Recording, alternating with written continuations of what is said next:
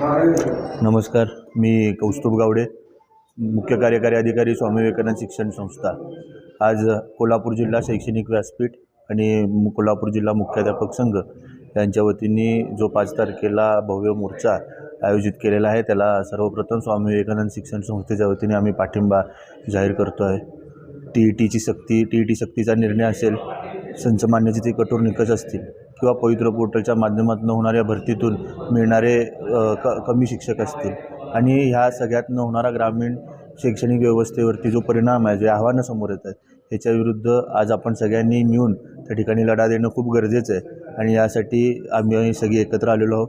येत्या काळामध्ये जर शाळा वाचवायच्या असतील तर संघर्ष हा करावाच लागणार आहे आणि या संघर्षासाठी कोल्हापूर नगरी ही त्या ठिकाणी पहिले प्राधान्यानं समोर येणार आहे। आणि ह्या माध्यमातून शासनाने या आंदोलनाची लवकरात लवकर नोंद घेऊन टी सक्तीच्या विरोधात तरी तात्काळ पुनर्विचार याचिका ही सुप्रीम कोर्टामध्ये दाखल करावी, की जेणेकरून शिक्षकांना जो काय अन्यायकारक निर्णय हा शिक्षकांबाबत झालेला आहे, ह्याच्याबाबत न्याय देण्याचं काम ह्या शिक्षकांना आपण करणं खूप गरजेचं आहे। आज टी सक्तीमुळे भरपूर शिक्षक हे आत्महत्या करण्याच्या मार्गावर आहेत।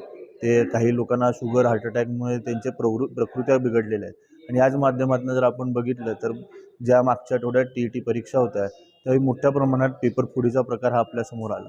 हे कशामुळे होते, जर आत्मचिंतन आपण केलं तर शिक्षकांना स्वतःची नोकरी वाचवण्यासाठी अशा गैरमार्गांचा अवलंब करायला लागतोय आणि त्या ठिकाणी प्रत्येक शिक्षक देखील त्यात सहभागी आहे, हे आपण तिथं प्रामुख्याने बघतोय। तर मी शासनाला आवाहन करेन की हे सगळं थांबवण्यासाठी लवकरात लवकर पुनर्विचार याचिका दाखल करून आमचं शैक्षणिक व्यासपीठ असेल किंवा मुख्याध्यापक महासंघ असेल किंवा आमच्या संस्थाचालक संघटना असतील, त्यांना वेळ देऊन तात्काळ या प्रश्नांना फाटा फोडायचं काम हे शासनाने करावं।